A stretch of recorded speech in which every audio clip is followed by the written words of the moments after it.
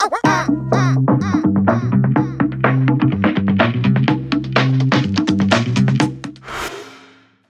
vũ khí tối tân Trung Quốc làm cho Mỹ e ngại. Chào các bạn, Trung Quốc đang ngày càng đuổi kịp Nga, Mỹ, trở thành một lực lượng quân đội hiện đại nhất thế giới.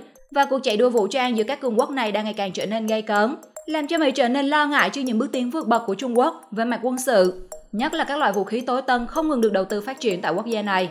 Những gì mà Thế giới hôm nay vừa đề cập có làm các bạn tò mò Trung Quốc đang sở hữu các loại vũ khí gì mà làm Mỹ phải dè chừng? Để có câu trả lời cụ thể, chúng tôi mời các bạn cùng tìm hiểu về 7 vũ khí tối tân Trung Quốc làm cho Mỹ e ngại trong video hôm nay nhé.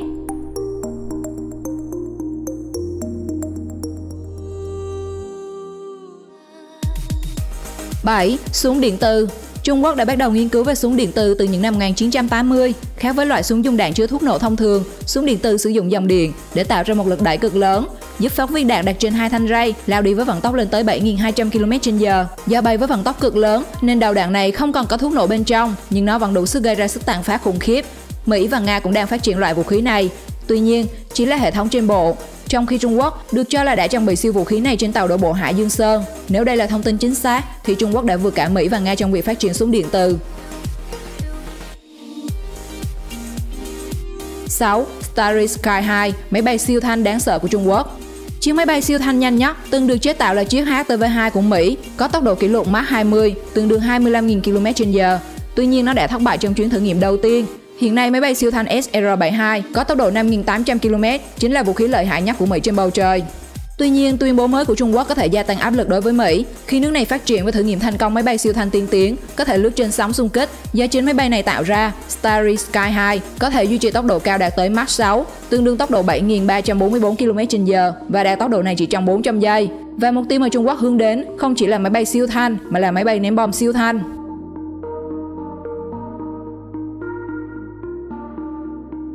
5. Súng laser ZKZM-500. Một thập kỷ trước, vũ khí laser uy lực chỉ xuất hiện trên phim ảnh. Mỹ vào năm 2009 đã nỗ lực thiết kế một khẩu súng laser cầm tay, nhưng chùm laser mà nó tạo ra không đủ mạnh để xuyên qua quần áo tấn công cơ thể người. Tuy nhiên, đến năm 2015, Trung Quốc chi đến 2 tỷ nhân dân tệ, hơn 300 triệu đô la Mỹ để phát triển loại vũ khí này, và nó đã trở thành sự đe dọa đối với Mỹ. Súng laser cầm tay ZKZM-500 được Trung Quốc phát triển có tầm bắn 800 m, trọng lượng khoảng 3 kg. Mẫu súng này sử dụng pin lithium-ion và có thể bắn đến 1.000 phát trước khi phải sạc lại. Chùm tia laser từ súng có thể gây bỏng người, cháy quần áo, nhiên liệu v.v. ZKZM-500 sẽ được trang bị cho các đơn vị chống khủng bố. 4. C-40 và vạn lý tường thành ngầm. Với mục đích tránh khỏi ánh mắt dòm ngó của Mỹ và phương Tây, Trung Quốc đã cho xây dựng hệ thống địa đạo lên tới 5.000 km trong lòng đất. Không biết địa đạo này bắt đầu từ đâu và kết thúc từ đâu, nhưng nó là hệ thống địa đạo nằm sâu hàng km dưới mặt đất. Trung Quốc gọi nó là kỳ quan thứ 8 của thế giới hay vạn lý trường thành dưới lòng đất. Mỹ và phương Tây hết sức lo ngại rằng nó là nơi Trung Quốc sử dụng để triển khai và lưu trữ các tên lửa đạn đạo liên lục địa, có khả năng mang đầu đạn hạt nhân và đầu đạn thông thường. Bên cạnh cất giấu tên lửa đạn đạo, khu địa đạo này còn là nơi có thể chứa được máy bay và rất nhiều trang thiết bị quân sự nữa.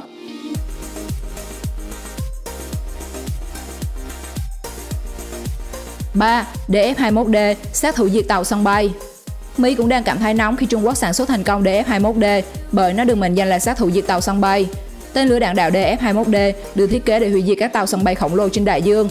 Điều này giúp Trung Quốc loại bỏ mối đe dọa từ các chiến đấu cơ đối phương cất cánh từ tàu sân bay. Tại vùng biển Trung Quốc được coi là vị trí chiến lược quan trọng. Tên lửa DF-21D được cho là có thể khai hỏa ở bất cứ nơi đâu, tầm bắn 1.600 km. Tên lửa nặng 14 tấn, có thể trang bị đầu đạn hạt nhân và đạt tốc độ 12.000 km/h, tương đương 10 lần vận tốc âm thanh. 2. Tên lửa chống vệ tinh DM-3. Không chỉ phát triển tên lửa diệt tàu sân bay, Trung Quốc còn hướng đến dòng tên lửa chống vệ tinh, và DM-3 là mẫu tên lửa cải tiến, chuyên dùng để chống vệ tinh, đủ sức phá hủy bất cứ vật thể nào bay theo quỹ đạo xung quanh trái đất. Điều này khiến giới chức Mỹ, Nga đặc biệt lo ngại, dù các cường quốc này cũng đang âm thầm phát triển vũ khí không gian.